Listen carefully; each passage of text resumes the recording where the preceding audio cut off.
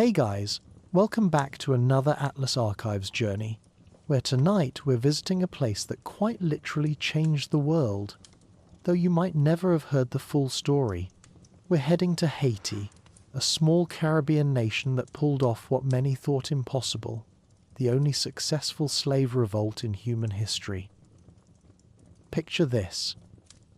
In 1791, while the French Revolution was busy arguing about bread prices, enslaved people on a distant island were planning something far more radical: complete freedom. What followed was 13 years of warfare so intense it made European generals nervous, ultimately creating the world's first Black Republic and sending shockwaves through every slave-owning society on the planet.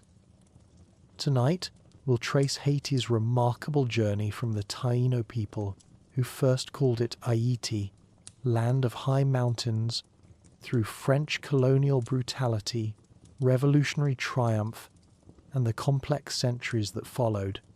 This is a story of spiritual resistance, cultural resilience, and the kind of courage that reshapes history books.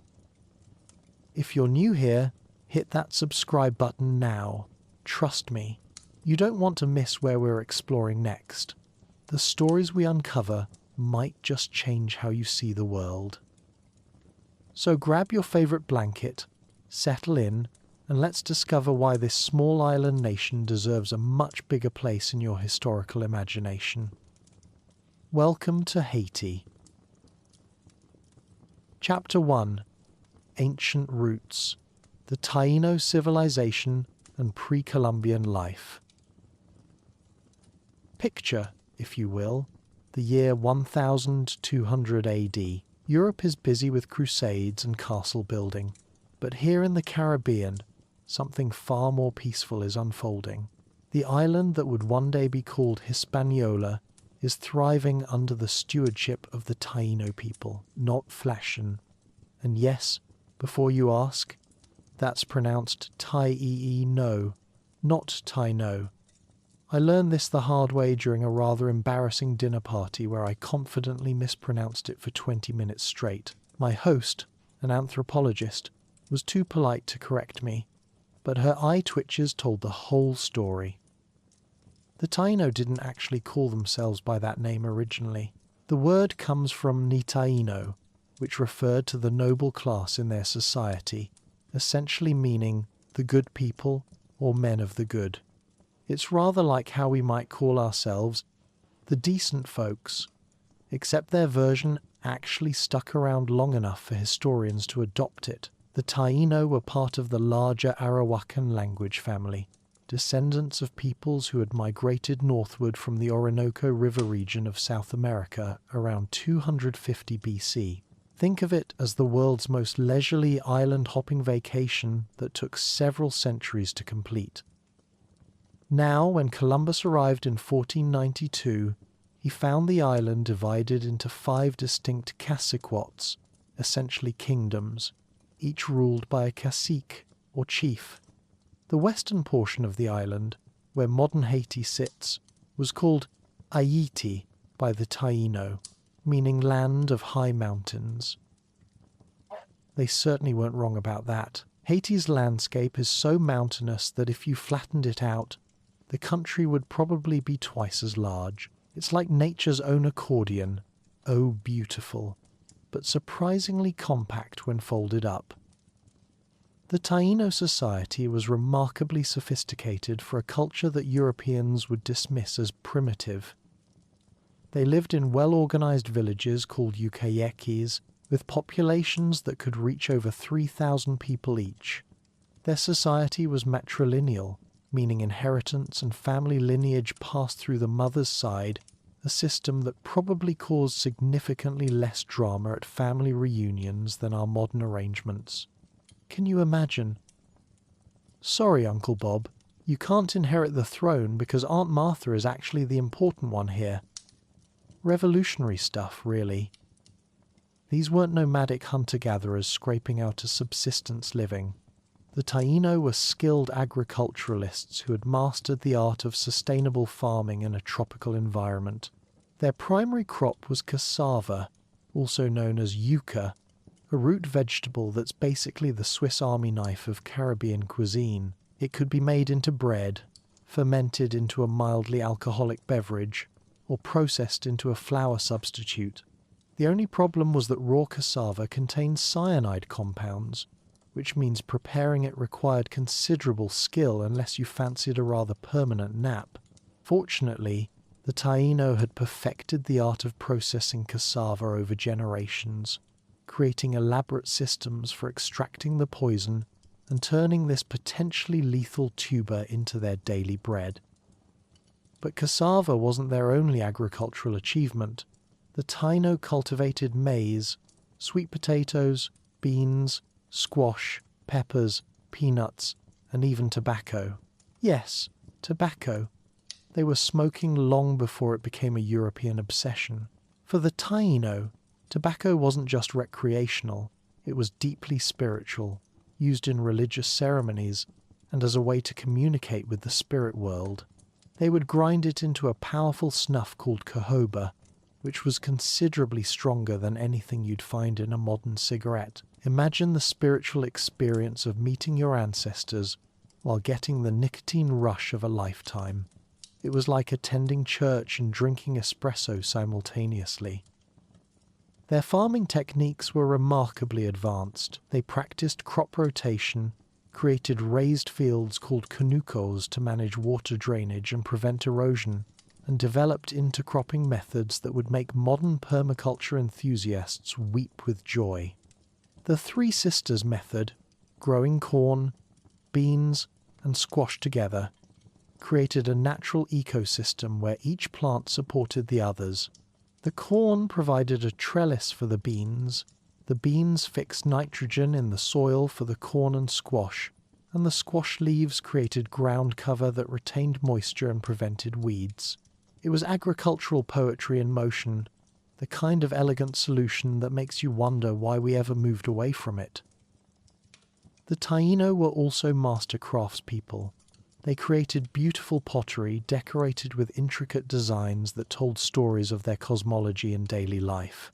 Their ceramic work was so sophisticated that archaeologists today can trace trade routes and cultural exchanges across the Caribbean simply by analyzing pottery styles and techniques. They carved wooden stools called duhos for their chiefs, ceremonial seats that were both functional furniture and works of art. Some of these duhos were so intricately carved that they seemed to come alive in the right light, depicting spirits, animals, and geometric patterns that speak to a deep understanding of both aesthetics and symbolism. Transportation was another area where the Taíno excelled. They built enormous dugout canoes, some capable of carrying 70 to 80 people across the treacherous Caribbean waters. These weren't just oversized rowboats. They were sophisticated vessels carved from single tree trunks, designed with specific proportions that made them both stable and fast. The Taíno regularly traveled between islands for trade, raids, and social visits. They were essentially running a Caribbean social network centuries before anyone had conceived of Instagram, though their version involved considerably more physical effort and significantly less arguing about politics. Their religion was complex and beautiful, centered around the worship of zemis, spirits that could take both human and animal forms. The supreme deity was Yukahu, creator and lord of cassava and the sea, while Atabe was the goddess of fresh water and human fertility, also considered Yukahu's mother. This wasn't a distant, abstract pantheon, Haiwand. These were intimate, personal deities who were involved in every aspect of daily life. Families would have their own zemi representations, small carved figures that served as spiritual guardians and intermediaries. It was like having a personal customer service representative for the divine realm, except hopefully with better response times. The Taíno had a rich oral tradition filled with creation stories, moral lessons, and historical accounts passed down through generations. One of their creation myths tells of how humans first emerged from caves in a sacred mountain on Hispaniola, bringing with them the knowledge and customs that would define their civilization. Another story explains how the sun and moon come from caves, suggesting a cosmology deeply connected to the landscape they inhabited. These weren't just entertaining stories told around the fire, they were sophisticated educational tools that encoded practical knowledge, moral principles, and cultural values in memorable narrative form. Their understanding of astronomy was particularly impressive. The Taíno tracked celestial movements for agricultural planning, religious ceremonies, and navigation. They could predict seasonal changes with remarkable accuracy, timing their planting and harvesting to maximize crop yields. Their calendrical systems were so precise that they could plan ceremonial cycles years in advance. This wasn't casual stargazing. This was applied science that kept their entire civilization fed and organized. It's rather humbling to realize that people without telescopes or written language could navigate by the stars with greater accuracy than most modern humans with GPS. Music and dance were central to Taíno culture, serving both entertainment and spiritual purposes. They created drums, flutes, and rattles from local materials, developing complex rhythms that would later influence Caribbean music traditions. Their ceremonial dances could last for hours or even days, involving elaborate costumes, body paint, and synchronized movements that told stories or invoked spiritual power. These weren't just parties, though they were definitely that too, but sophisticated cultural events that strengthened community bonds and preserved cultural knowledge.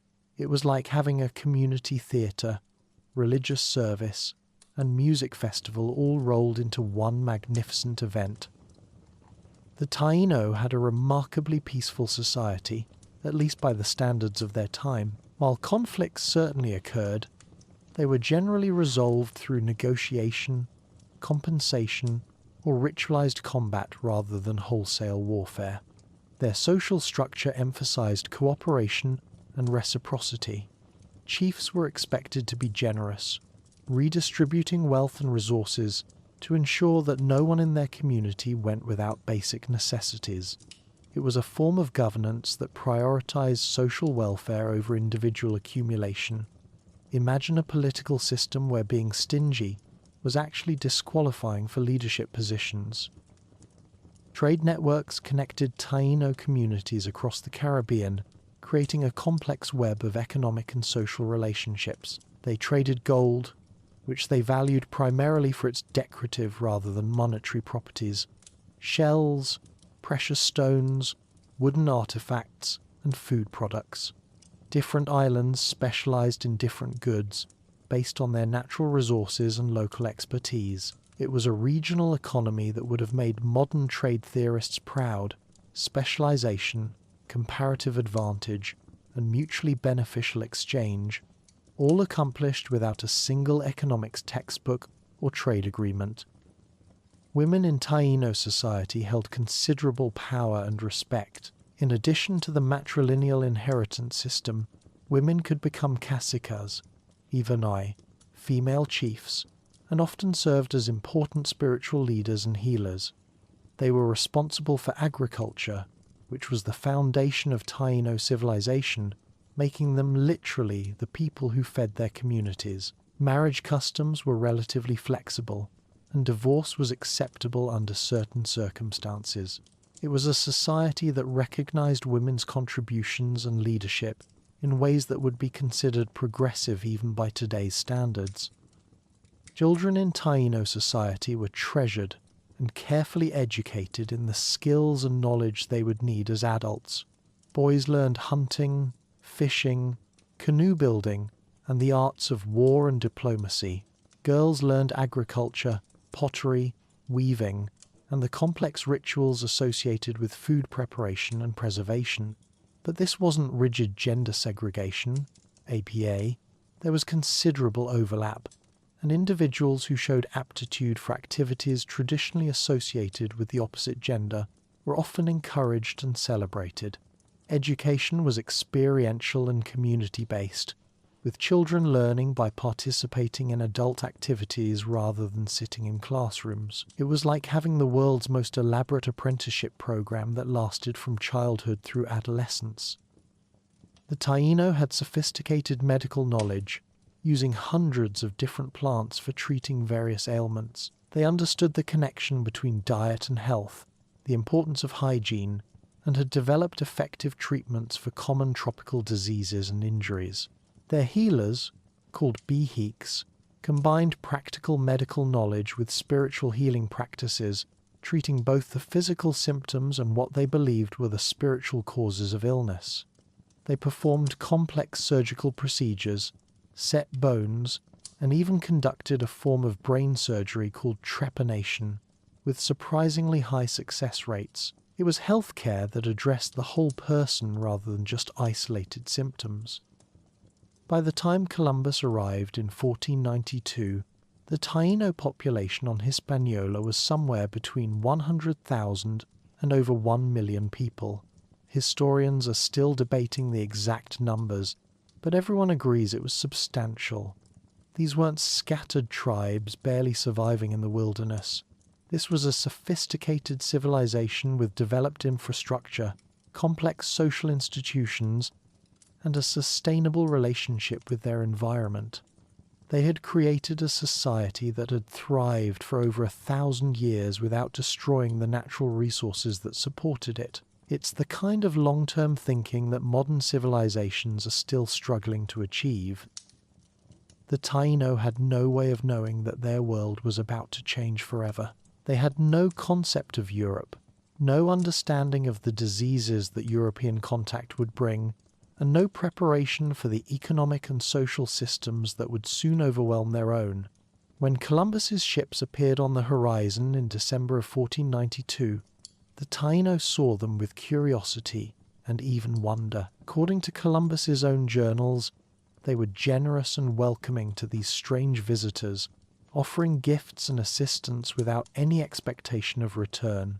It was hospitality that would, tragically, be their undoing.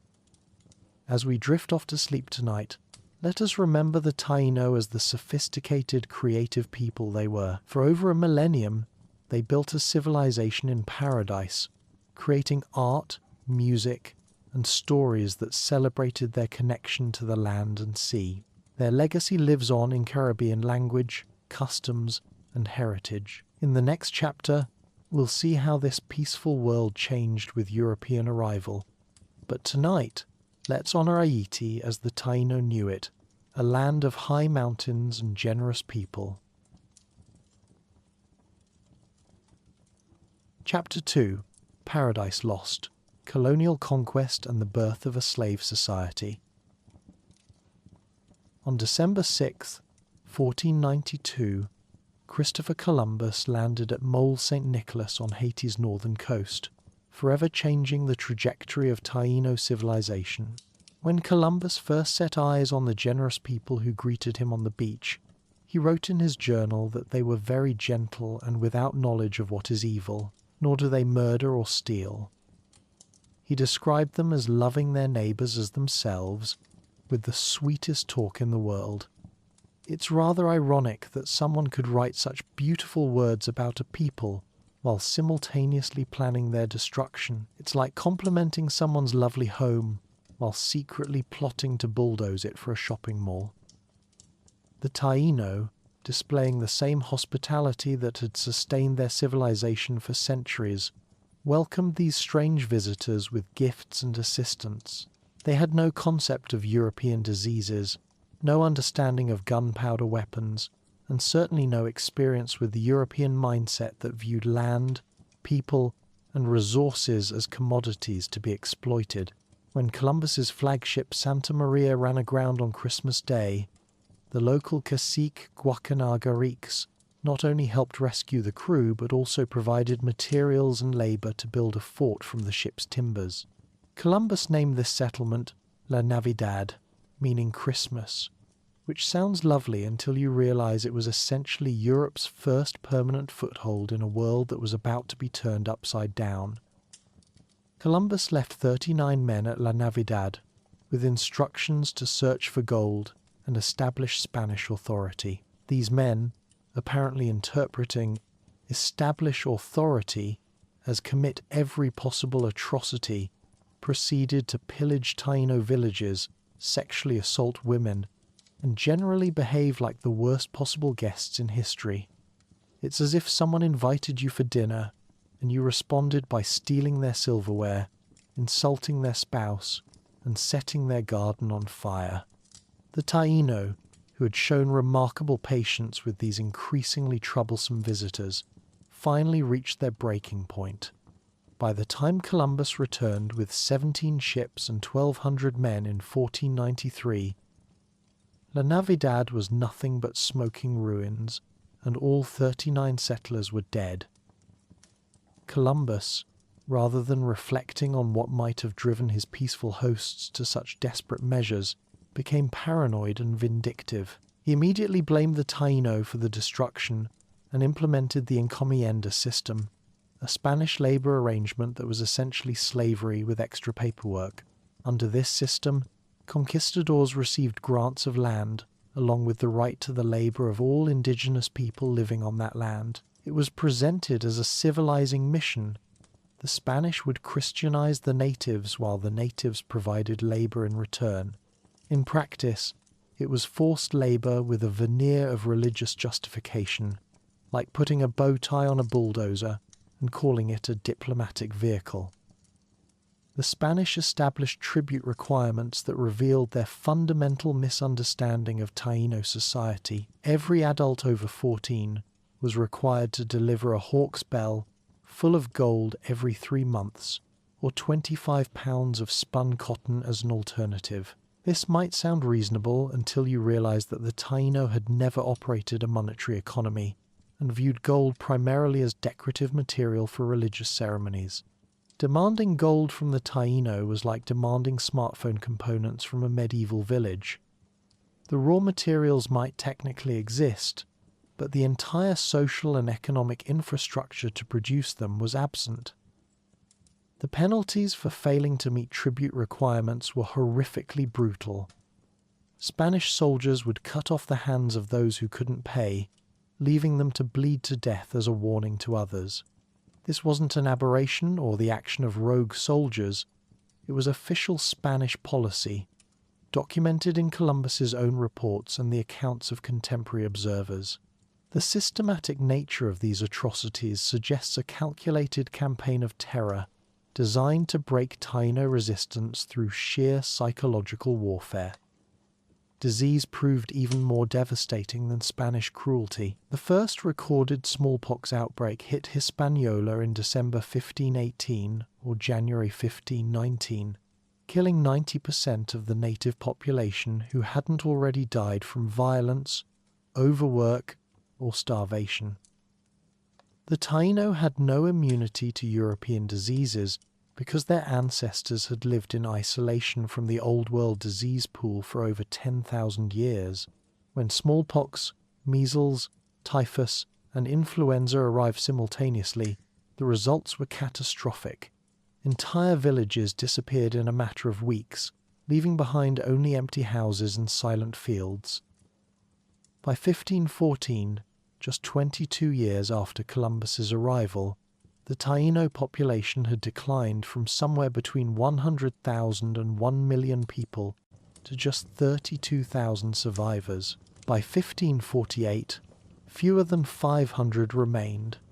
By 1565, Spanish colonial records list only 200 Taíno still alive on Hispaniola.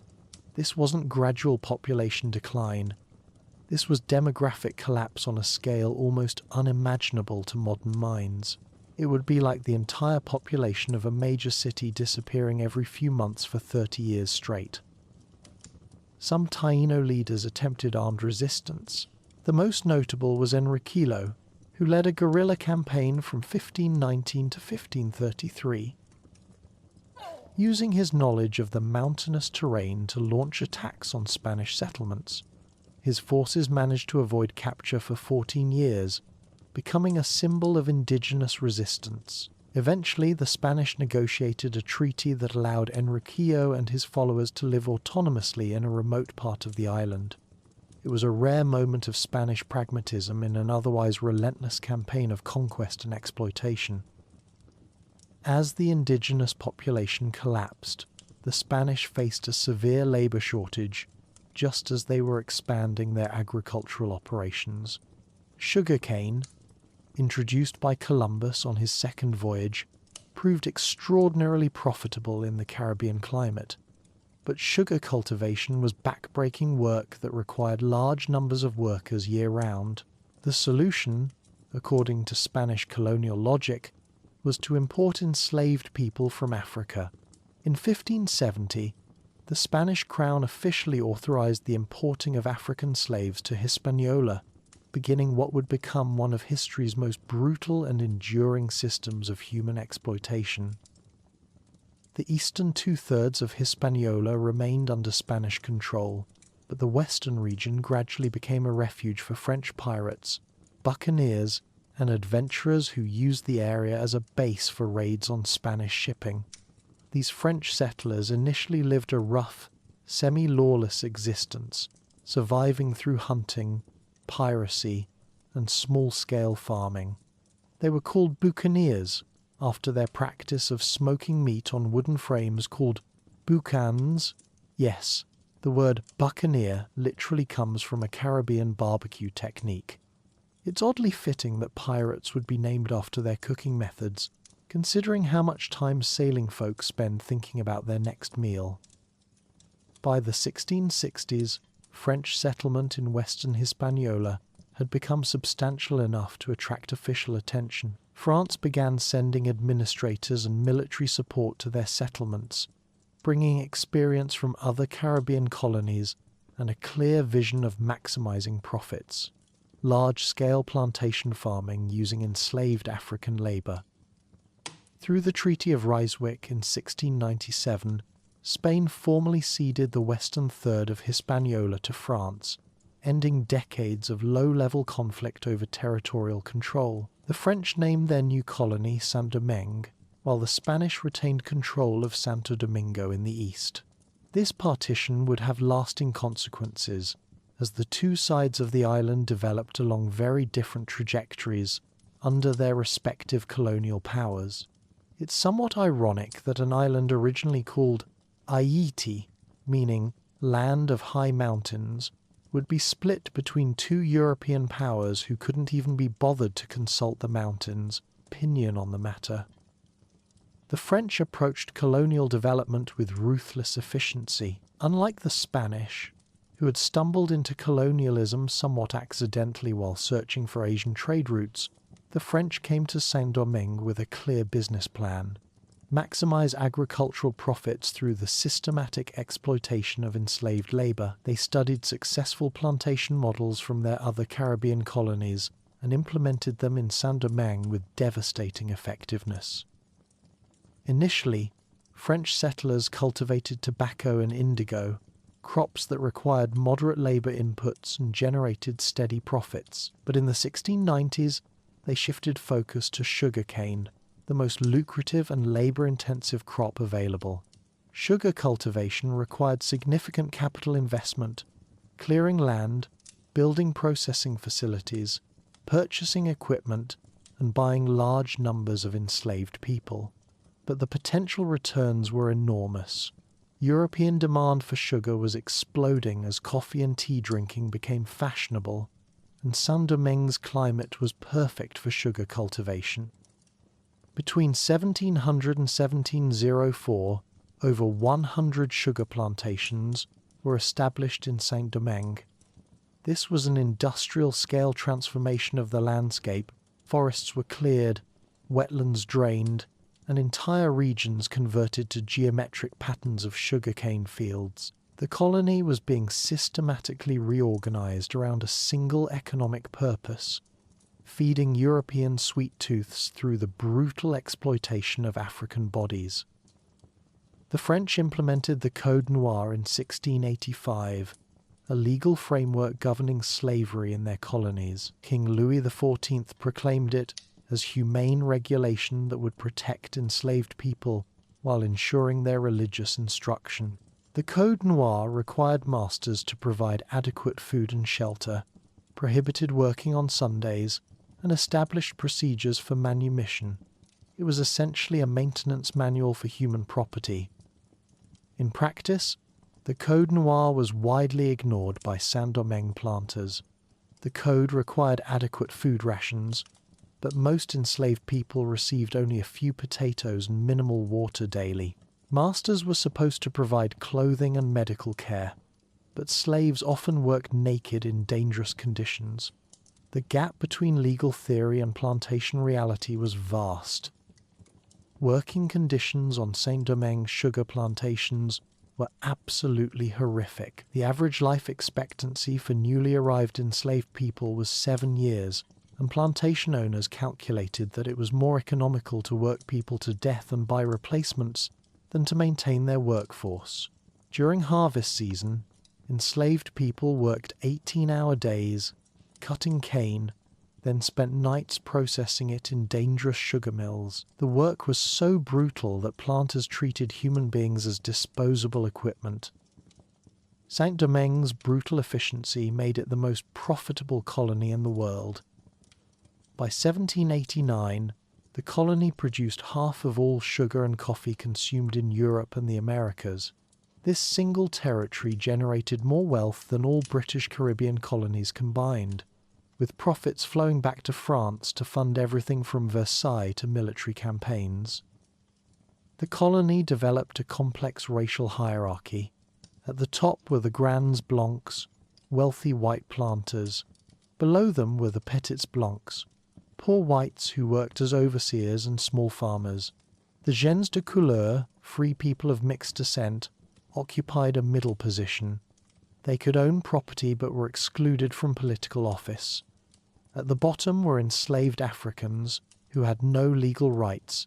It was a system designed to maintain white supremacy through divide and conquer tactics. Remarkably, some gens de couleur became quite wealthy, owning 1/3 of plantation property and 1/4 of all slaves in Saint-Domingue. This created the situation where people of African descent owned other people of African descent, demonstrating how thoroughly the plantation system had corrupted social relationships. These wealthy, free people of colour often sent their children to France for education, creating an educated mixed-race elite that would play a crucial role in the coming revolution. Enslaved people resisted their bondage in countless ways, from subtle sabotage to open rebellion. Maroons, runaway slaves, established independent communities in the mountains. The most famous Maroon leader was Francois Macandal, who led a 6-year rebellion from 1751 to 1757 aimed at overthrowing white colonial rule. Macandal's movement combined military action with spiritual warfare, using knowledge of African religions and herbal poisons to strike fear into the planter class. Cultural resistance was equally important. Enslaved people maintained African religious traditions, languages, and customs despite severe punishments. Vodou, combining West and Central African spiritual practices with Catholic symbolism, became a powerful force for cultural survival and community organization. Colonial authorities prohibited voodoo ceremonies, recognizing that they provided enslaved people with psychological strength, social networks, and sometimes organizational structure for resistance activities. Music and dance also served as forms of resistance and cultural preservation. Enslaved people created new musical traditions that combined African rhythms with Caribbean innovations, developing the foundations of Haitian folkloric music. These weren't just entertainment. They were ways of maintaining cultural identity and sometimes organizing collective action. Plantation owners often permitted musical gatherings, not realizing that music was actually strengthening the community bonds that would eventually fuel the revolution. By the 1780s, Saint-Domingue was a powder keg waiting for a spark. The colony contained approximately 500,000 enslaved people, 32,000 whites, and 28,000 free people of color. Enslaved people outnumbered their oppressors by more than 8 to 1, and most had been born in Africa, meaning they retained direct connections to African military and spiritual traditions. The plantation system had concentrated enormous numbers of desperate people while providing them with extensive knowledge of colonial society's weaknesses. Events in France would soon provide that spark, transforming Saint-Domingue into the birthplace of the world's only successful slave revolution.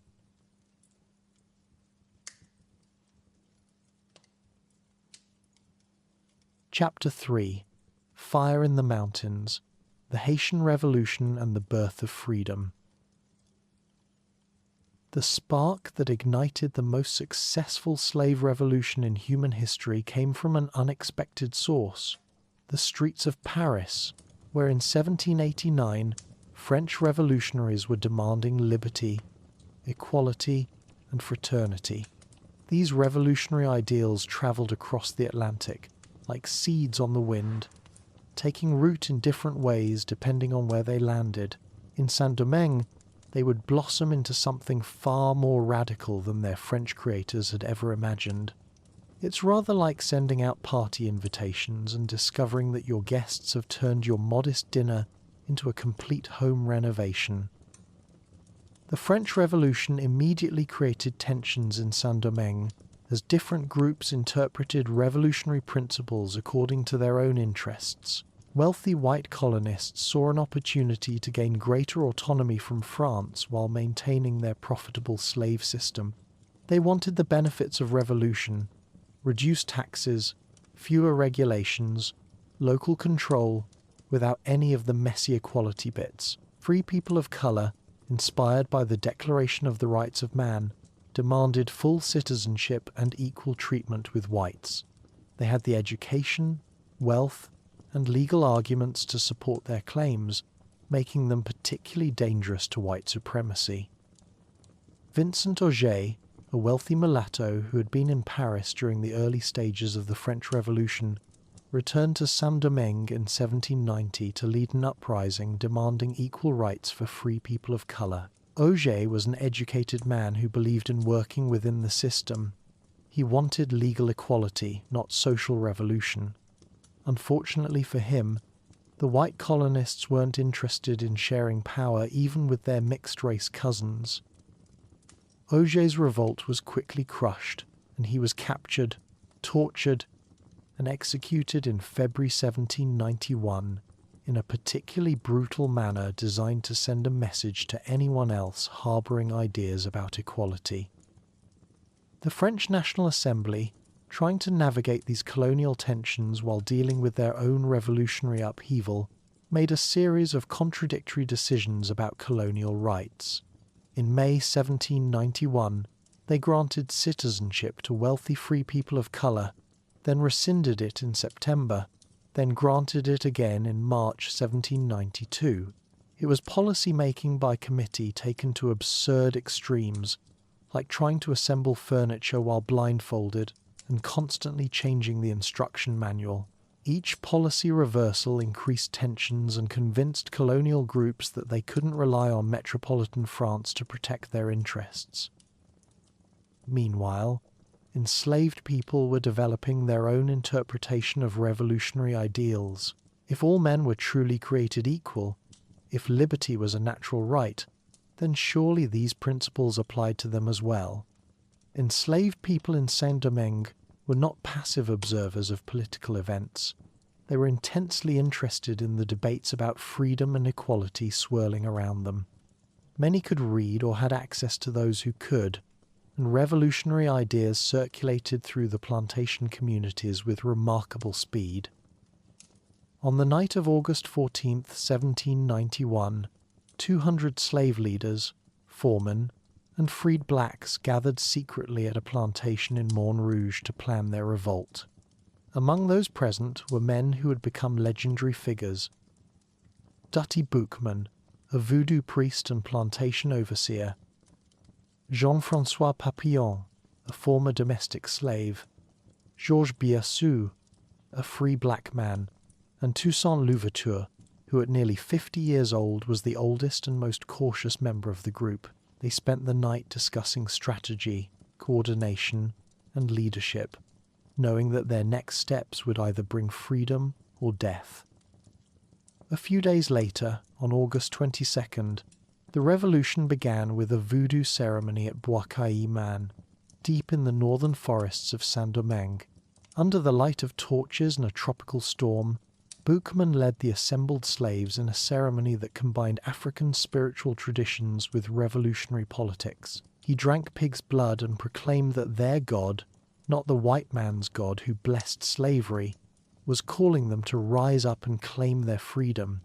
The ceremony was both a religious ritual and a declaration of war, binding the participants together in a sacred commitment to revolution. Within hours of the Bois-Caïman ceremony, plantations across the northern plain were burning. Enslaved people rose simultaneously in coordinated attacks, destroying sugar mills, burning cane fields, and killing plantation owners who had tormented them for years. The rebels fought with whatever weapons they could find, machetes, picks, rocks, and captured guns, but they fought with the fury of people who had nothing left to lose. The northern plain, which had been the crown jewel of French colonial wealth, became a landscape of smoke and fire visible for miles. The initial phase of the revolution was characterized by extraordinary violence on all sides. Enslaved people killed approximately 2,000 whites in the first 2 months, while white and mulatto forces retaliated with even greater brutality, massacring captured rebels and displaying their heads on spikes as warnings. The revolution quickly moved beyond mere political uprising into something approaching total war, with entire communities choosing sides based on race, class, and previous grievances. It was the kind of conflict where neutrality was impossible, and survival often depended on proving your loyalty through violence. Toussaint Louverture initially remained cautious, watching events unfold while secretly supporting the rebellion. Born around 1743 on the Breda plantation, Toussaint had been freed from slavery about 15 years before the Revolution and had become a relatively prosperous overseer and small landowner. Unlike many rebel leaders, he was literate and politically sophisticated, understanding both the complexities of colonial politics and the broader international situation. When he finally joined the rebellion in earnest, he brought skills in military strategy, diplomacy, and organization that would prove crucial to its success. Toussaint's rise to leadership was neither immediate nor inevitable. He began as a secretary and lieutenant to Georges Biassou, using his literacy and political knowledge to help coordinate the rebellion, but Toussaint possessed a rare combination of military genius, political acumen, and personal charisma that gradually made him indispensable to the rebel cause. He could speak to African-born slaves in their native languages, negotiate with educated mulattoes in French, and outmaneuver European military commanders using tactics they couldn't predict. Toussaint proved brilliantly adept at playing these international forces against each other. He initially allied with Spain, taking command of auxiliary forces and learning European military tactics. But when the French National Assembly abolished slavery in February 1794, Toussaint immediately switched sides, joining French forces against the Spanish and British. His timing was perfect. He gained French support for abolition while avoiding being permanently tied to Spanish interests. The British intervention in Saint-Domingue turned into a military disaster. Between 1794 and 1798, Britain lost over 15,000 soldiers to yellow fever in combat. Toussaint's forces, fighting on familiar terrain and with natural immunity to tropical diseases, systematically drove the British from one position after another. The British finally admitted defeat and negotiated a secret agreement with Toussaint. By 1798, Toussaint had achieved something remarkable. He controlled most of Saint-Domingue, had defeated European armies, and was governing a territory where slavery had been abolished. But his position was precarious. France had abolished slavery but maintained colonial authority, creating an ambiguous situation where former slaves were free but still subject to French law. However, Toussaint's success created new problems. His increasingly autocratic governance alienated many former slaves who had fought for freedom. His accommodation with white planters angered radical revolutionaries. His diplomatic independence from France worried Napoleon Bonaparte, who was consolidating power and had no intention of allowing colonial autonomy. In 1801, Toussaint promulgated a constitution that declared him Governor-General for life. While he stopped short of declaring independence, the constitution established Saint-Domingue as effectively autonomous. Napoleon viewed this as an unacceptable challenge to French authority and began planning a military expedition to reassert control. Napoleon's expedition, launched in 1802 under General Leclerc, was massive, over 20,000 European soldiers. But the French made crucial strategic errors. They arrived during the rainy season when yellow fever was most deadly. They underestimated Toussaint's military capabilities, and they revealed too early their intention to restore slavery. The war was brutal and devastating. French commanders employed tactics of systematic terror, including mass drownings, torture, and the use of attack dogs. These atrocities convinced former slaves that French victory would mean not just re-enslavement, but extermination, making compromise impossible and resistance absolute.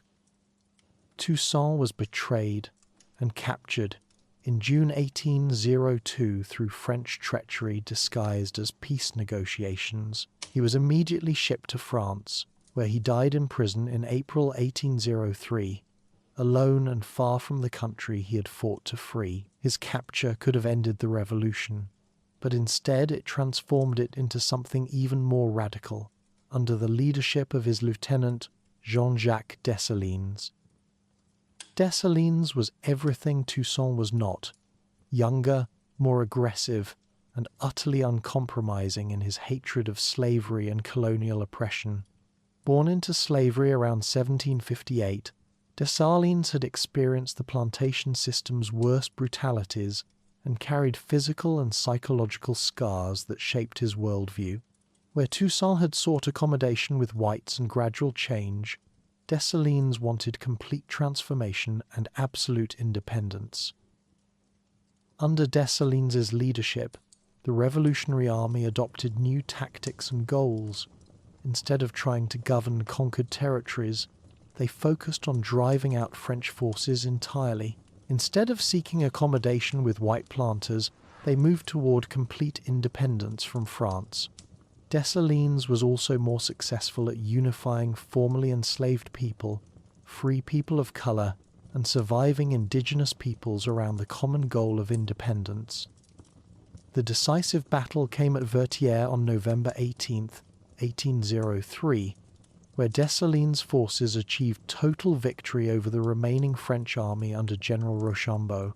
The battle demonstrated that former slaves could defeat professional European soldiers in conventional warfare, proving definitively that the revolution could not be reversed through military force. French forces surrendered, evacuated, and abandoned Saint-Domingue forever. On January 1st, 1804, from the city of Gonaïves, Jean-Jacques Dessalines proclaimed the independence of Haiti, the original Taíno name for the island, meaning land of mountains. His declaration of independence was uncompromising and revolutionary, explicitly rejecting French colonial authority and declaring Haiti an independent black republic. It was a moment unprecedented in human history. Enslaved people had successfully overthrown their masters and created a nation dedicated to black freedom. However, independence brought new challenges and tragic decisions. Dessalines, fearing French attempts to re-establish control and convinced that remaining whites posed a security threat, ordered the massacre of most remaining French colonists in early 1804. Between 3,000 and 5,000 white men, women, and children were killed over several months in what Dessalines justified as necessary to prevent counter-revolution, the massacre was strategically effective, but morally devastating, providing Haiti's enemies with propaganda that would be used to isolate and delegitimize the new nation. The massacre was not random violence, but a calculated political decision designed to make French reconquest impossible. Dessalines specifically protected Polish soldiers who had defected, German colonists who had opposed slavery, and useful professionals. He declared all Haitians black regardless of ancestry, creating a political identity based on freedom rather than race. Dessalines crowned himself Emperor Jacques I in October 1804, establishing Haiti as the second independent nation in the Western Hemisphere and the first to be governed by people of African descent. His empire was short-lived. He was assassinated by political rivals in 1806, but his achievement was permanent. Haiti had demonstrated that enslaved people could not only rebel but govern, could not only win battles but build institutions, could not only demand freedom but create a nation dedicated to it. The Haitian Revolution's success sent shockwaves throughout the Americas and Europe. In the United States, terrified slaveholders strengthened security measures and restricted slave movements, while enslaved people took inspiration from Haiti's example. In other Caribbean colonies, authorities increased surveillance and prepared for similar uprisings. In Europe, intellectuals struggled to reconcile Enlightenment ideals of universal freedom with their assumptions about racial hierarchy and colonial exploitation. Haiti's independence came at enormous cost. 13 years of warfare had devastated infrastructure, killed hundreds of thousands, and destroyed much of the plantation system. The new nation faced international isolation as European powers and the United States refused to recognize a state created by slave rebellion. France demanded reparations for lost property, including compensation for freed slaves, creating a debt burden that would cripple Haiti's economy for generations. Despite these challenges, the Haitian Revolution remains one of history's most remarkable achievements. In 13 years, enslaved people had overthrown one of the most profitable colonial systems ever created, defeated European armies, and established a nation committed to racial equality. They had transformed Enlightenment ideals from abstract philosophy into lived reality, proving that liberty, equality, and fraternity belong to all humanity. It was a revolution that changed not only Haiti but the entire world's understanding of human potential and freedom.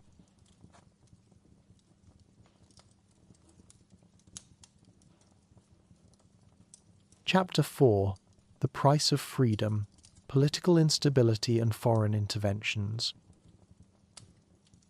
Independence brought Haiti extraordinary pride but devastating challenges that would haunt the nation for generations. Picture, if you will, throwing the most successful house party in history.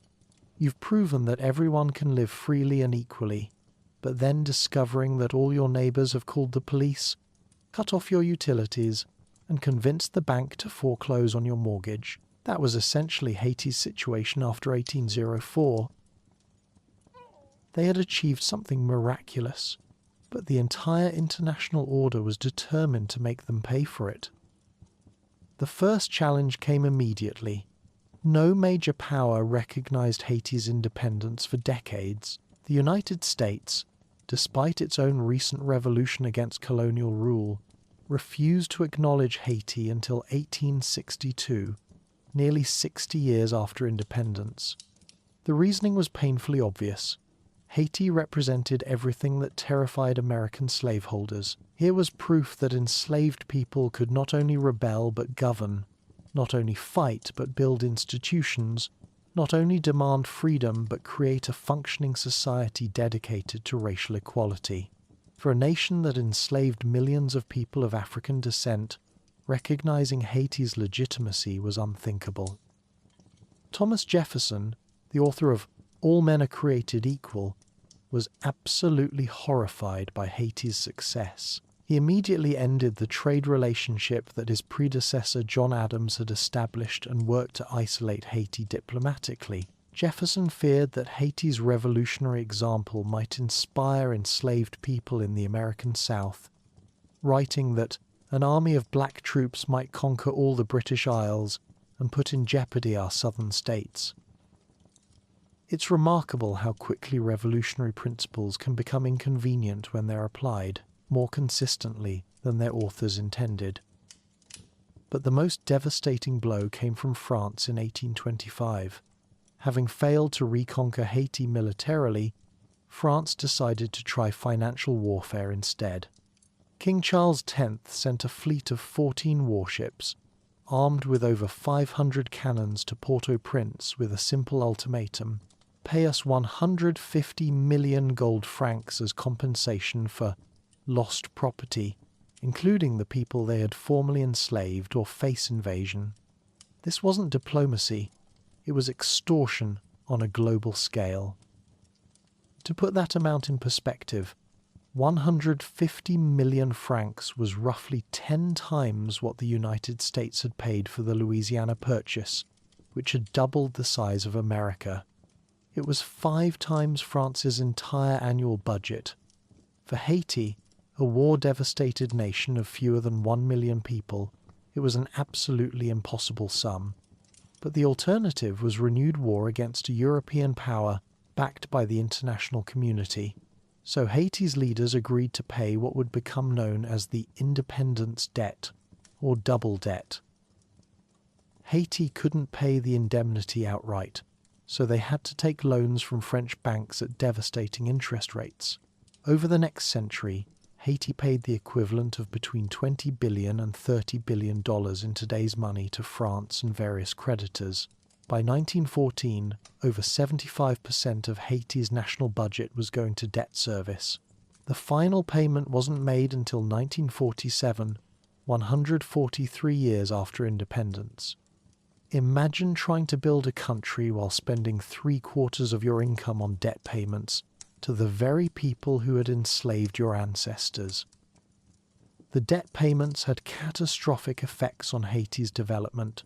Money that should have gone to schools, hospitals, roads, and economic development was instead shipped to Paris and New York banks. Haiti's leaders were forced to impose crushing taxes on their own people, many of whom were subsistence farmers barely surviving economically. The debt made it impossible to invest in the infrastructure and institutions that every developing nation needs. It was like trying to build a house while someone else holds a lien on your foundation.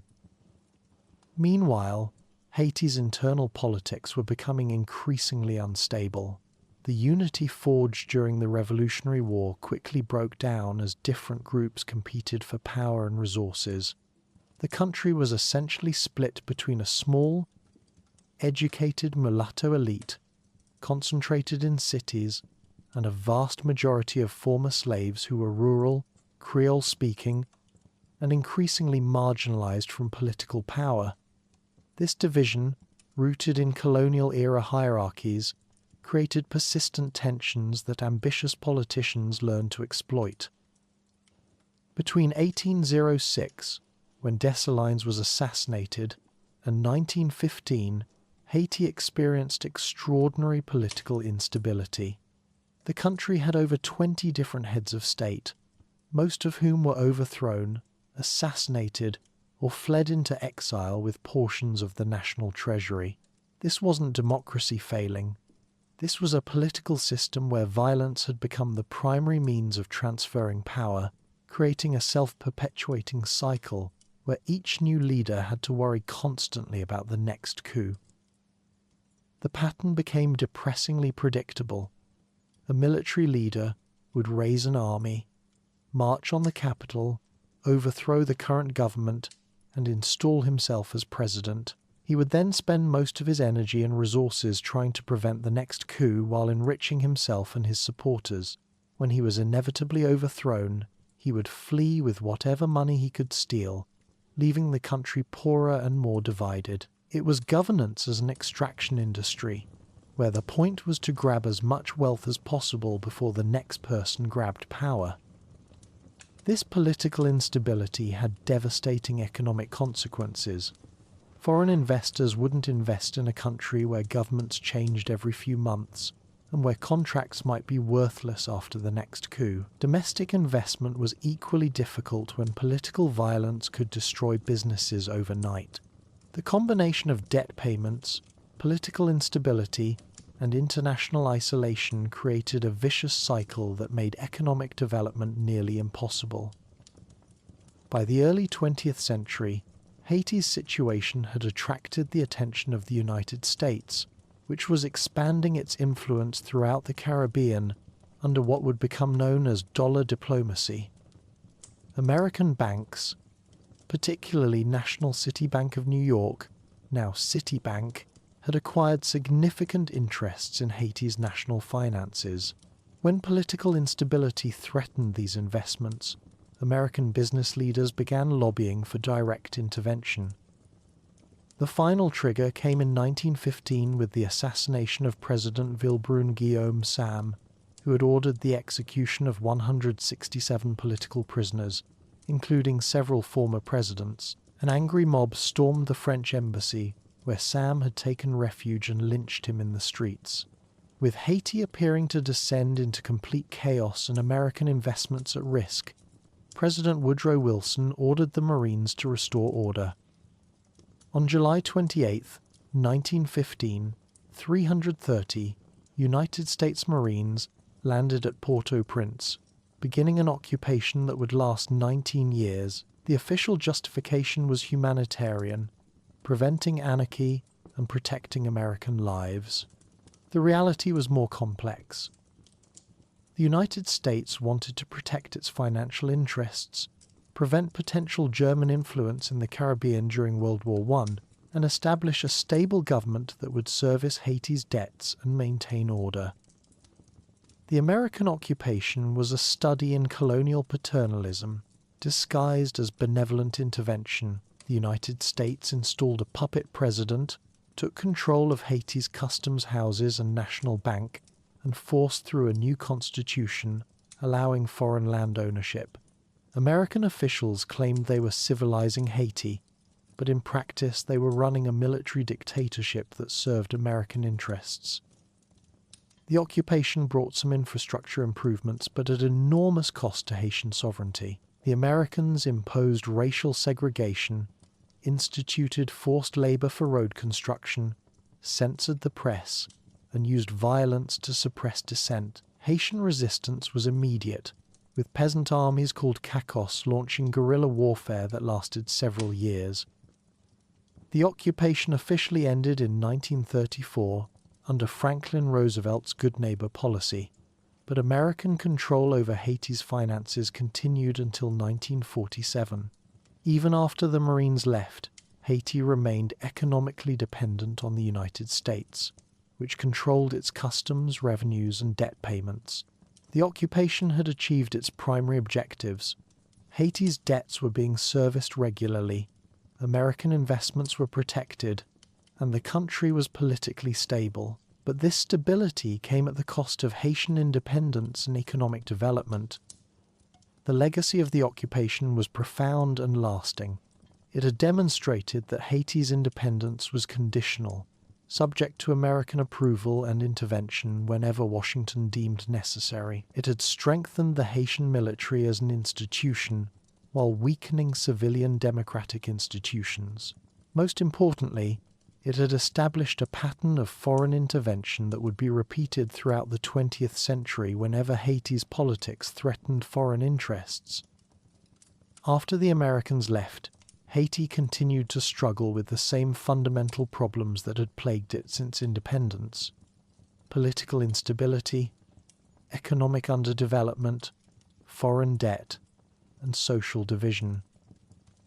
The brief period of relative stability in the 1940s and 50s was followed by the rise of François Papadoc Duvalier in 1957, who established one of the most brutal dictatorships in Latin American history. Duvalier ruled through terror, using his secret police force, the Tonton Macoutes, to eliminate political opponents and intimidate the population. He declared himself president for life in 1964 and was succeeded by his son Jean-Claude Baby Doc in 1971. The Duvalier dynasty ruled Haiti for nearly 30 years, stealing millions of dollars from the national treasury while the vast majority of Haitians lived in poverty. International aid meant to help Haiti's development was diverted to offshore bank accounts, while basic services like education and healthcare remained virtually non-existent for most people. The pattern established in Haiti's first century of independence, political instability, foreign intervention, economic exploitation, and social division, would continue to shape the country's development throughout the 20th and 21st centuries. Each attempt at democratic governance was undermined by military coups, foreign interference, or economic crises. Haiti's geography, which had protected the revolution, became a trap. Isolated on a mountainous island, vulnerable to natural disasters, with limited arable land and few natural resources beyond its people. The tragic irony of Haiti's post-independence history is that the very success of the Haitian Revolution created the conditions for its long-term suffering. By proving that enslaved people could overthrow their masters and govern themselves, Haiti terrified the international community into a systematic campaign of isolation and exploitation.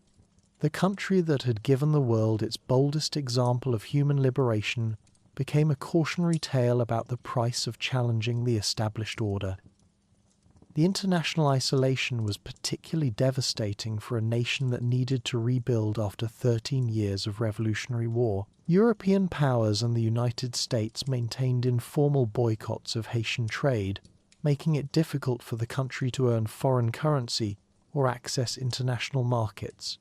Haiti was forced to rely primarily on subsistence, agriculture, and limited trade with Britain and Germany, neither of which could fully compensate for the lost French and American markets that had been crucial during the colonial period. The social divisions within Haiti also deepened during this period of external pressure. The small urban elite, primarily mulatto and French-speaking, often collaborated with foreign interests and maintained closer cultural ties to Europe than to the African-descended majority. They controlled most of the country's limited wealth and political power, while the vast rural population of former slaves remained largely excluded from national politics and economic opportunities. This elite frequently saw foreign intervention as protection against the dangerous masses who might demand genuine democracy and economic justice. Religious and cultural factors also played a role in Haiti's marginalization. The practice of Vodou, which had been central to organizing the revolution, was condemned by Christian missions and foreign observers as evidence of Haitian barbarism. The fact that most Haitians spoke Creole rather than French was used to argue that they were not truly civilized or capable of self-governance. These cultural prejudices provided convenient justifications for policies of isolation and intervention that were actually motivated by economic and strategic interests. The debt crisis created a particularly vicious cycle for Haitian agriculture. Peasant farmers were forced to pay heavy taxes to service the national debt, leaving them with little capital to invest in improvements or education. As productivity stagnated, Haiti became less able to feed its population, leading to periodic famines and increasing dependence on food imports that further drained foreign currency reserves. The environmental consequences of this economic pressure were severe and long-lasting. Desperate farmers were forced to cultivate marginal lands and clear forests for firewood and charcoal production to generate income for tax payments. Deforestation accelerated soil erosion and reduced agricultural productivity, creating an ecological crisis that compounded Haiti's economic problems. What had once been a lush, productive island began to show the environmental scars of poverty and desperation. Understanding Haiti's struggles requires recognizing that they weren't the result of internal failures or cultural deficiencies. but of systematic international efforts to punish the country for its revolutionary success. The independence debt alone extracted resources equivalent to several times Haiti's gross domestic product over more than a century. No country could develop under such circumstances. Haiti's poverty wasn't inevitable. It was engineered by those who couldn't accept the revolutionary principle that all people deserve freedom and equality, regardless of race or previous condition of servitude.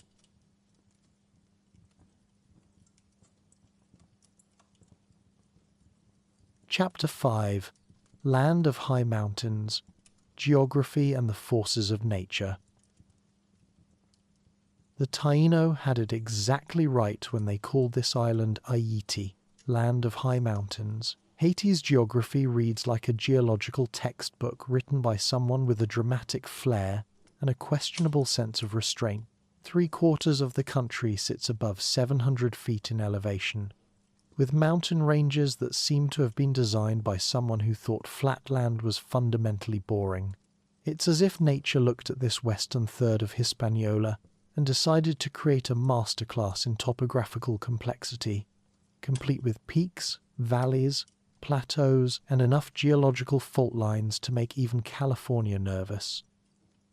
The island sits at the intersection of two major tectonic plates, the North American plate and the Caribbean plate, which spend their time grinding against each other like cosmic millstones with a serious anger management problem. The most significant of these geological boundaries is the Enriquillo Plantain Garden fault line, which runs directly through Port-au-Prince and extends eastward into the Dominican Republic. There's also the septentrional fault line that nearly touches Haiti's northern coast. When tectonic plates slide past each other along these fault lines, they create earthquakes with a regularity that would be impressive if it weren't so terrifying. This geological instability has shaped Haiti's history in ways both protective and devastating. During the revolution, the mountains provided natural fortresses for rebel armies and made it nearly impossible for European forces to control the interior. The rugged terrain that helped enslaved people win their freedom, however, also created challenges that persist to this day. Transportation and communication remain difficult.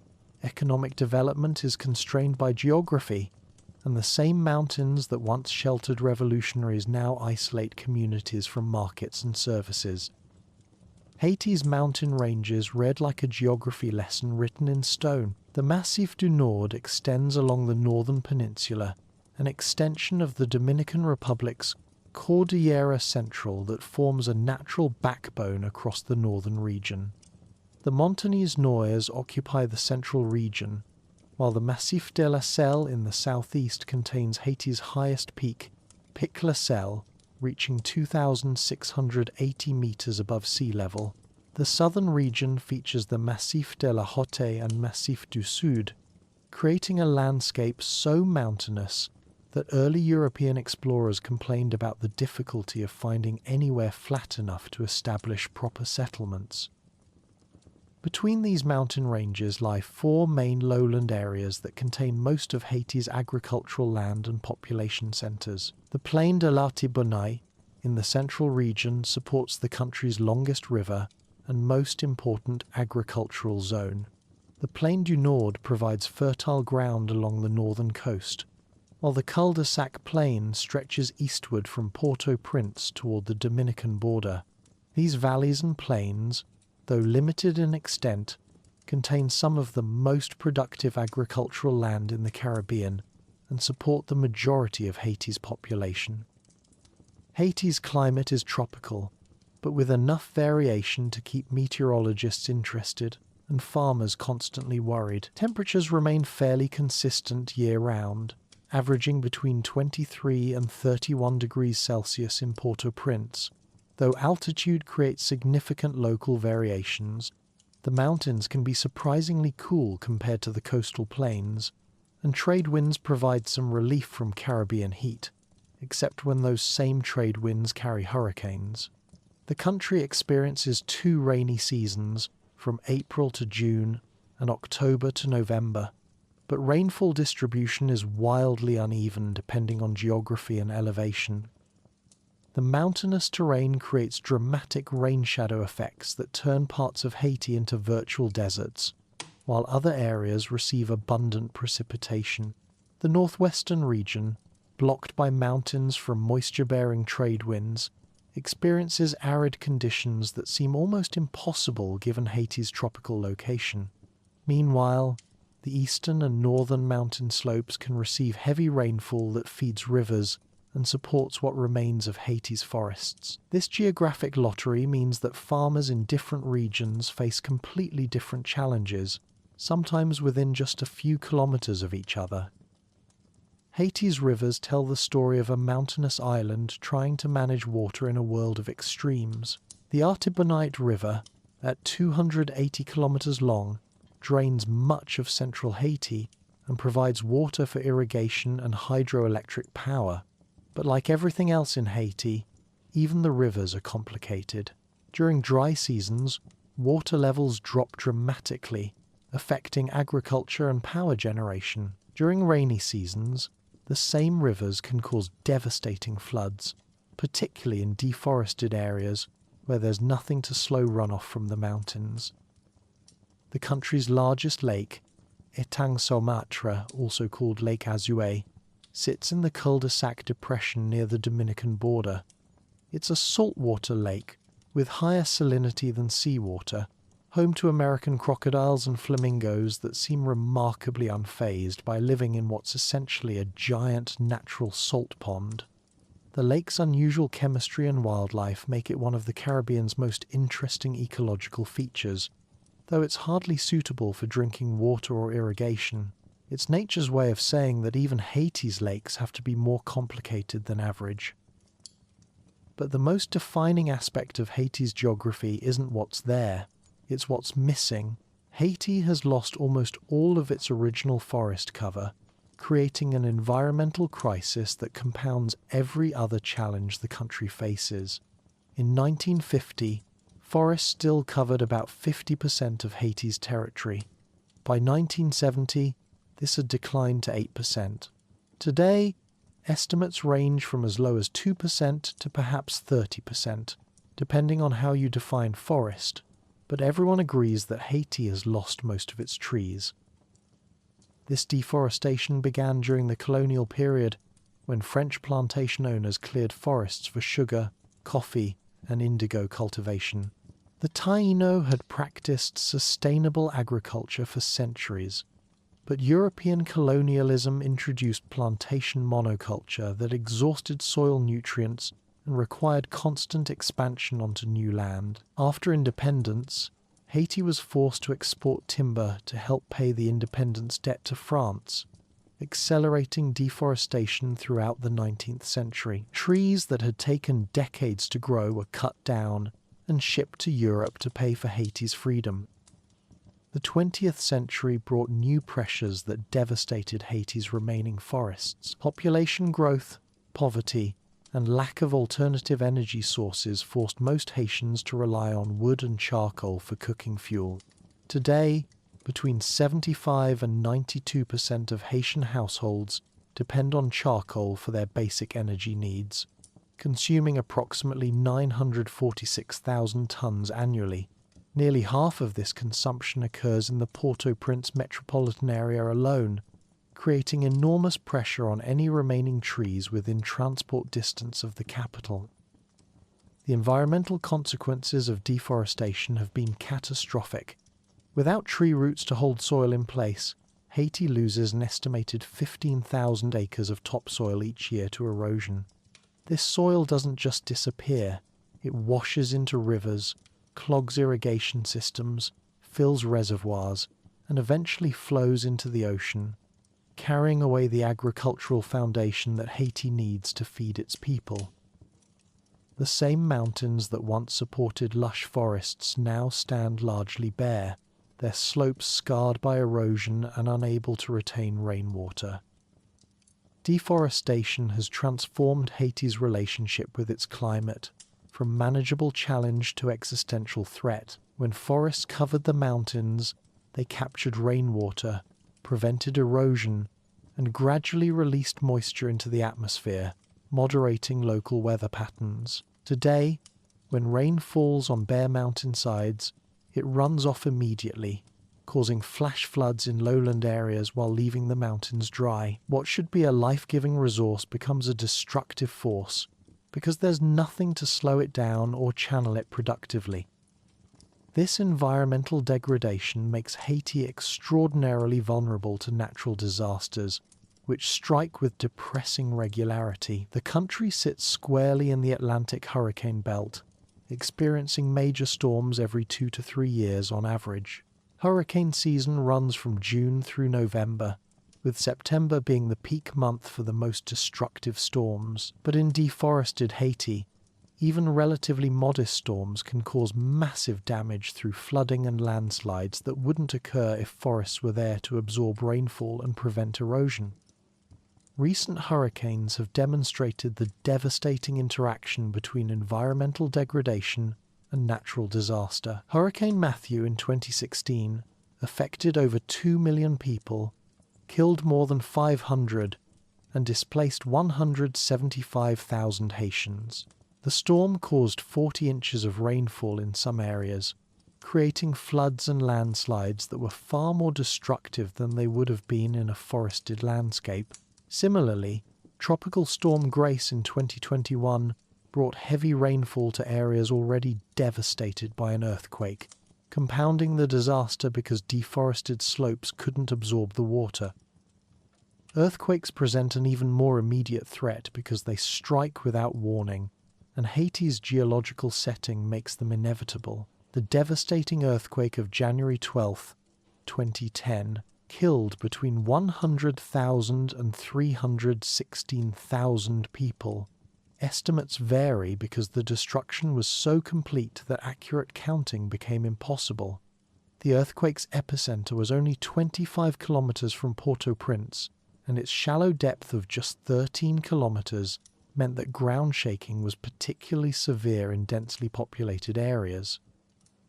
The 2010 earthquake revealed how geography, poverty, and poor construction practices can combine to create unprecedented disaster. Port-au-Prince sits in a natural basin surrounded by mountains, concentrating both population and seismic waves in a relatively small area. Most buildings were constructed without earthquake-resistant design, using poor quality materials and techniques that couldn't withstand major ground motion. When the earthquake struck, entire neighborhoods collapsed, trapping tens of thousands of people under concrete rubble. More recently, a magnitude 7.2 earthquake struck southwestern Haiti in August 2021, demonstrating that seismic threats remain constant. This earthquake occurred at an even shallower depth of just 10 kilometers, making it potentially more destructive per unit of magnitude. While it affected a more rural area than the 2010 event, it still killed over 2,000 people and injured more than 12,000, showing that Haiti's vulnerability to earthquakes remains extreme regardless of location. Port-au-Prince, Haiti's capital and largest city, embodies all of these geographical challenges in concentrated form. The city sits on the cul-de-sac plain, surrounded by mountains that create a natural amphitheater for both seismic waves and floodwaters. Nearly 3 million people crowd into the metropolitan area, many living in sprawling slums built on unstable hillsides without adequate drainage or earthquake-resistant construction. The informal settlements that ring the city are particularly vulnerable because they're often built in flood-prone areas or on steep slopes prone to landslides. The city's geography also concentrates Haiti's environmental problems. Port-au-Prince generates enormous demand for charcoal that must be transported from increasingly distant forests, accelerating deforestation throughout the region. The mountains that surround the city funnel rainwater into the urban basin during storms, causing floods that are worsened by inadequate drainage systems and extensive concrete surfaces that prevent water absorption. At the same time, those same mountains can trap air pollution, creating smog conditions that affect public health. Despite these challenges, Haiti's geography also offers remarkable opportunities. The country has significant potential for renewable energy development, with abundant sunshine for solar power and consistent trade winds for wind generation. The mountainous terrain that complicates transportation also creates opportunities for hydroelectric power, though this requires careful management to avoid environmental degradation. The same tropical climate that supports devastating hurricanes also enables year-round agriculture and could support sustainable forestry if properly managed. Haiti's biodiversity, though threatened, remains extraordinary. The country is home to over 1,800 endemic plant species, plants found nowhere else on Earth, along with hundreds of species of birds, reptiles, and amphibians adapted to Caribbean mountain ecosystems. The surviving fragments of cloud forest on peaks like Makaya contain species that evolved in isolation and represent irreplaceable genetic diversity. These biological treasures demonstrate what Haiti's landscape could support if forest cover were restored and properly protected. The geographic challenges that have shaped Haiti's struggles are not insurmountable, but they require solutions that work with natural systems rather than against them. Reforestation efforts, sustainable agriculture practices, and renewable energy development could transform Haiti's relationship with its environment from conflict to cooperation. The same mountains that concentrate disaster risks could anchor watershed protection programs that reduce flooding and erosion. The trade winds that bring hurricanes could power wind farms that reduce dependence on imported fuel. Understanding Haiti's geography helps explain why the country faces such persistent challenges, but it also reveals the natural resources and strategic advantages that could support recovery and development. The land of high mountains that gave Haiti its name remains a place of extraordinary beauty and potential, where human ingenuity and environmental stewardship could create a sustainable future worthy of the revolutionaries who first fought for freedom in these rugged hills and valleys.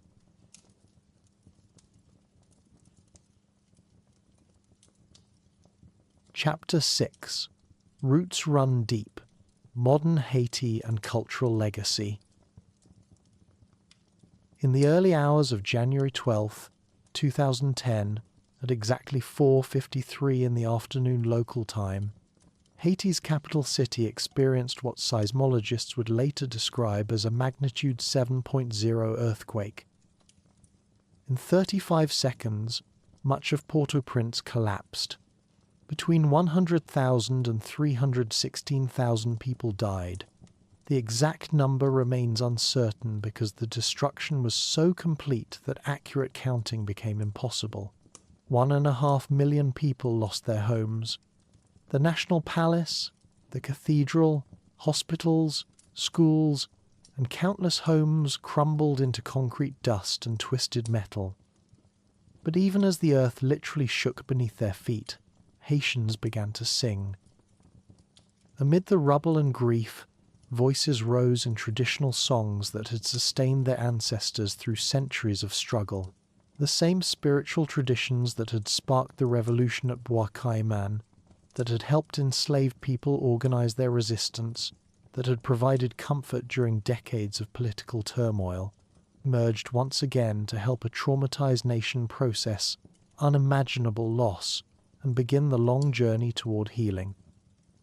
This response reveals something profound about Haiti and its people, a cultural resilience so deep it can survive anything, even the literal collapse of the physical world around them.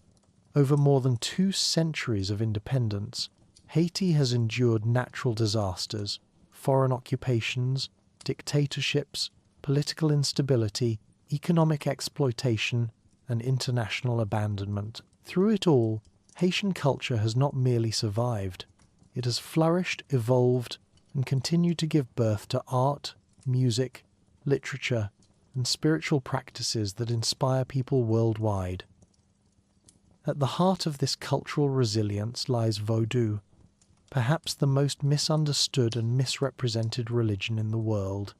Far from the Hollywood stereotypes of zombies and evil sorcerers, Vodou is a sophisticated spiritual system that developed among enslaved Africans as they created new ways to maintain connection with their ancestral traditions while surviving European colonialism.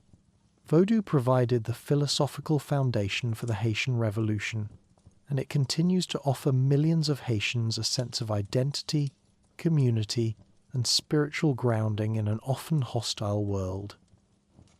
Vodou represents one of humanity's most remarkable examples of cultural synthesis and survival.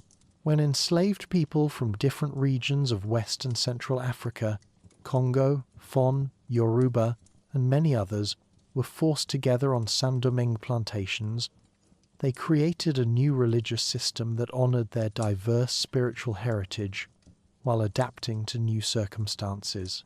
They identified Catholic saints with their ancestral spirits, creating a complex theological system that allowed them to practice their faith while appearing to conform to European religious demands. The religion recognizes a supreme creator called Bon Dieu, from the French bon Dieu, but most worship focuses on the Lao, spirits that serve as intermediaries between humans and the divine. These spirits have distinct personalities, preferences, colors, foods, and ritual requirements. Legba opens the gates between the spiritual and physical worlds. Ogu embodies strength, justice, and protection. Erzuli represents love, beauty, and prosperity. Dambala offers wisdom and healing. Each Lao provides different forms of guidance and assistance, creating a spiritual system as complex and nuanced as the human experience itself. Vodou ceremonies involve drumming, singing, dancing, and possession, moments when the Lelwa enter the physical world by riding willing participants who become their temporary vessels. These possessions are sacred moments of divine communion that strengthen the entire community. Through these rituals, Vodou maintains living connections to African spiritual traditions while addressing the specific needs and challenges of Haitian life. It's a religion of healing, community building, and resistance that has proven remarkably adaptable to changing circumstances. For decades after independence, Haiti's elite classes, many descended from the mixed-race population that had occupied an intermediate position during the colonial period, rejected Vodou as backward and primitive. They preferred to align themselves with European culture and Christianity, seeing these as markers of civilization and progress.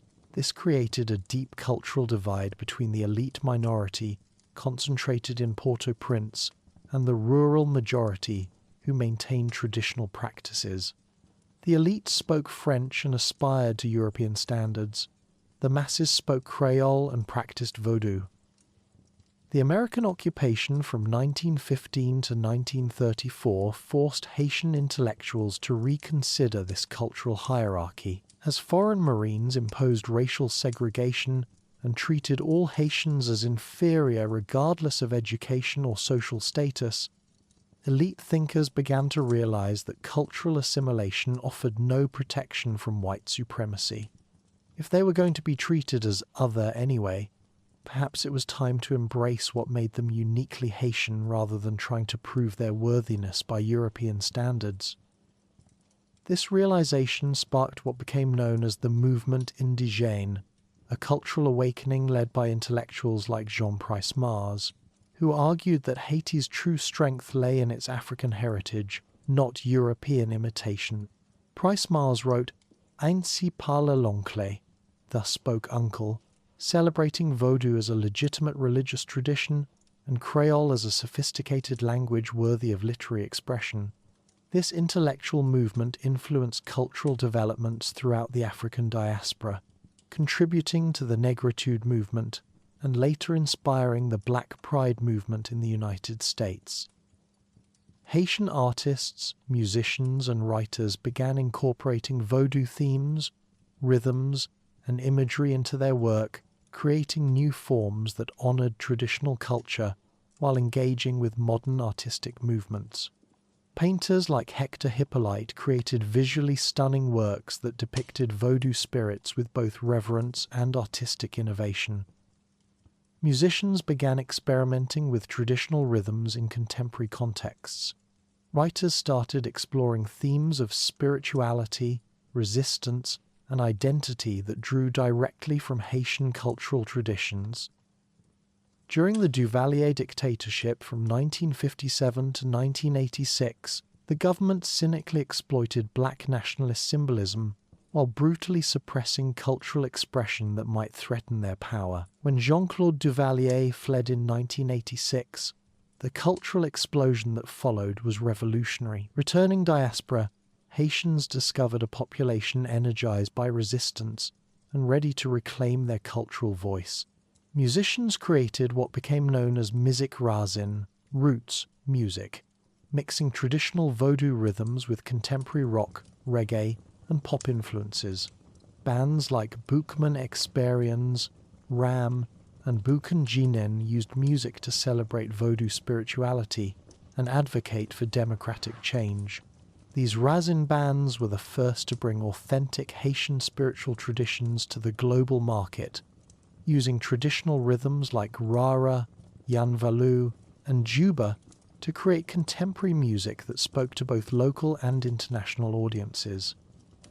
Haitian literature has played an equally important role in preserving and transforming cultural traditions. Jacques Rouman's 1944 novel, Gouverneurs de la Rosée, Masters of the Dew, established the template for Haitian literary engagement with folk culture, telling the story of a peasant who returns from Cuba to unite his divided village through a combination of practical organizing and spiritual wisdom. Roumain's use of Creole phrases and rural settings elevated peasant experience to literary significance, challenging the elite preference for French language and urban themes. Contemporary Haitian writers continue this tradition while addressing new challenges created by massive migration and diaspora experiences. Edwidge Danticat has become perhaps the most internationally recognized Haitian writer, using her fiction and essays to explore the complex relationships between memory, trauma, immigration, and identity. Her works like Breath, Eyes, Memory, Crick, Crack, and The Dew Breaker give voice to the experiences of Haitian women, immigrants, and survivors of political violence, creating literature that speaks to both Haitian and universal human experiences. Writers like Danny Laferrière, Yannick Lehens, and Lionel Trujillo have expanded literary possibilities, proving that small nations can produce literature of universal significance. Haitian visual arts have achieved similar international recognition while maintaining deep connections to spiritual and cultural traditions. The explosion of Haitian painting that began in the 1940s created a distinctive artistic movement, combining African spiritual themes with contemporary techniques. Artists like Philomé Aubin, Préfet Dufaux, and Wilson Bigot created visually stunning works that depicted Haitian life, history, and spirituality, with both naive charm and sophisticated artistic vision. The Centre d'Art, established in 1944, provided institutional support while connecting Haitian artists to international markets. Vodou ritual objects also gained recognition as legitimate art forms, with beautiful flags and iron sculptures from Croix des Bouquets gaining international attention as examples of environmental art transforming waste into beautiful spiritual objects. Haitian music continues evolving while maintaining connections to traditional rhythms and spiritual practices. Compas, created by Nemours Jean-Baptiste in the 1950s, became Haiti's most popular secular music, mixing traditional Caribbean rhythms with jazz and European influences. Contemporary musicians experiment with genres from rap to electronic music, while incorporating traditional elements that maintain connections to cultural heritage. The persistence and evolution of Creole demonstrates another aspect of cultural resilience with profound political implications. Creole developed during the colonial period as enslaved Africans created a new language, combining vocabulary from multiple African languages with French elements. After independence, French remained the official language of government and education, while Creole was relegated to informal communication, reinforcing social divisions. In 1987, Haiti's constitution finally recognized Creole as an official language alongside French, acknowledging that nearly all Haitians speak Creole while only a small elite minority is fluent in French. Educational reforms incorporating Creole instruction have shown remarkable results in improving literacy for Haitian children. The language carries centuries of resistance and creativity that cannot be translated or replicated in any other tongue. Modern technology has created new opportunities for Haitian cultural expression while presenting new challenges. Social media allows young Haitians worldwide to connect with their heritage and share contemporary interpretations of traditional practices. TikTok videos featuring Vodou ceremonies, Creole poetry, and traditional music introduce these forms to global audiences while allowing diaspora Haitians to maintain cultural connections. However, these platforms also provide spaces for anti-Haitian prejudice and cultural appropriation. The contemporary diaspora experience adds complexity to Haitian cultural identity. Millions of Haitians now live outside Haiti, creating transnational communities that maintain cultural connections across boundaries. Diaspora writers like Edwidge Danticat navigate questions about authenticity and belonging that reflect broader challenges of globalization and migration. These questions reflect the dynamic, evolving nature of cultural identity in an interconnected world. The 21st century has brought unprecedented challenges that test Haitian cultural resilience. The devastating earthquake of 2010 was followed by cholera, political instability, economic collapse, and armed gangs controlling much of Port-au-Prince. These crises have destroyed schools, theatres, and cultural centres while forcing many artists to flee the country. Young people face challenges their grandparents never imagined. Yet, even under these extreme conditions, Haitian culture demonstrates remarkable adaptability. Musicians create new songs reflecting contemporary struggles while drawing on traditional rhythms. Artists continue painting despite lack of materials.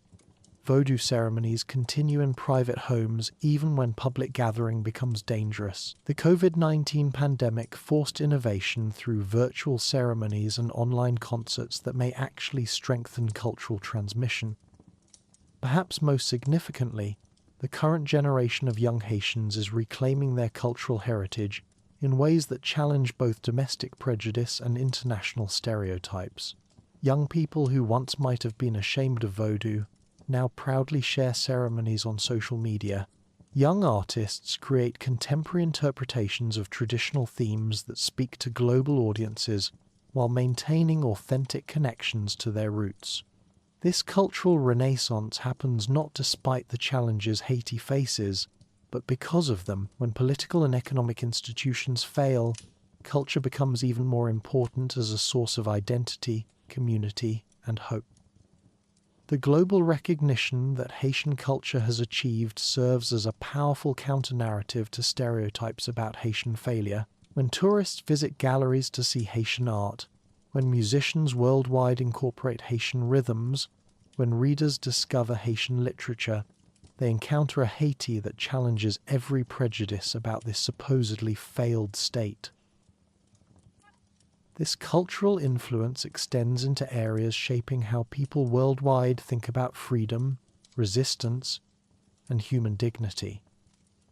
The Haitian Revolution continues inspiring liberation movements because it demonstrated that enslaved people could successfully overthrow their oppressors and create a functioning society. The story of Haiti challenges comfortable assumptions about civilization and progress that underlie how the world is organized today. If a nation created by former slaves could produce great art, literature, music, and spiritual traditions while facing constant punishment for their audacity, what does that say about supposed European superiority? Haitian culture offers examples of resilience, creativity, and spiritual wisdom that could inform responses to climate change, inequality, and political breakdown threatening societies everywhere. The traditions that helped enslaved people imagine freedom might help contemporary humanity imagine more just and sustainable ways of life. As we reach the end of this journey through Haitian history and culture, it's worth remembering that this story is far from finished. Haiti remains a young nation still discovering its possibilities and working through the consequences of its revolutionary origins. The same cultural traditions that sustained people through slavery, colonialism, occupation, and dictatorship continue to evolve and adapt to new challenges and opportunities.